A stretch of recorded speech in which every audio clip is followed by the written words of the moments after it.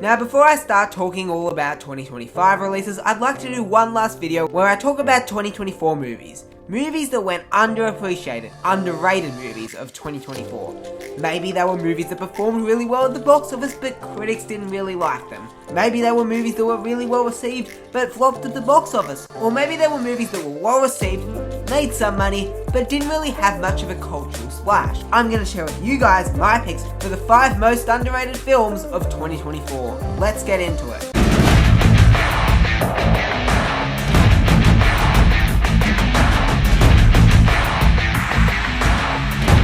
I really miss that family movie that isn't trying to be the best movie of the year, it's just trying to be a movie for the whole family that the whole family can enjoy.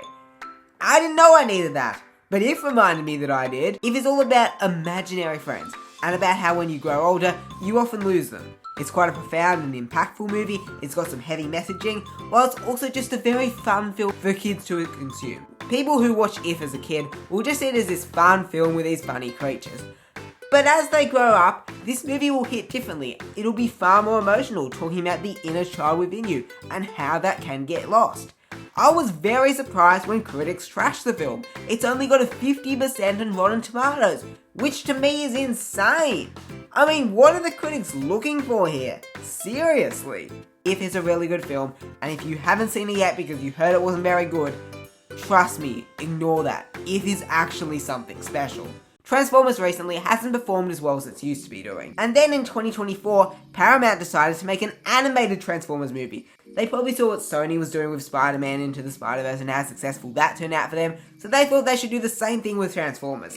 Except people aren't really used to animation in Transformers, and this film had a trailer that was received very poorly. And so almost nobody saw the movie, despite it being very well received by critics. I myself find it really sad that no one saw this movie. This is a really accessible mainstream film that's quite enjoyable. The writing is surprisingly sophisticated with some deep themes in there, and the animation design is stunning. I hope this film will become a streaming success. Now this one really surprises me. Nothing about this film indicates to me a flop at all. This is a fun, simple, unpretentious film, feeling like it belonged to a bygone era of filmmaking of 80s and 90s action films, which is something that I really liked. The film features 2 very prominent stars, but Universal probably made the mistake of putting out a really long trailer, which was 3.5 minutes, and you can sometimes get the feeling when they put out a really long trailer that they've shown everything in the trailer. And so I think people didn't want to see the movie based on that, and because they weren't familiar with the Fall Guy. Yes, it is based off some old TV show from the 80s, but that wasn't a very popular show. I wish more people had given the Fall Guy a chance. If you haven't seen this film, catch it on streaming, it is really fun.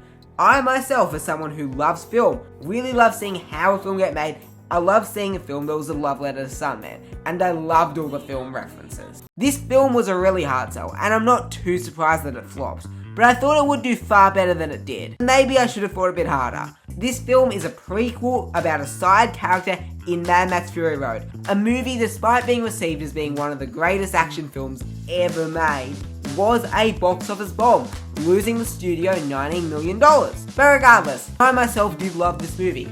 It's clearly directed by someone who has a very unique vision, and that is something that I love seeing in this day and age. It's got impeccable production design, brilliant performances, and it's a fantastic character story about a character's growth and journey, which I really appreciated. And it's filled with some amazing action scenes, and some really emotional heavy themes in it too, while also containing a brutal depiction of revenge. If you haven't seen Furiosa, please give it a chance. It is actually great.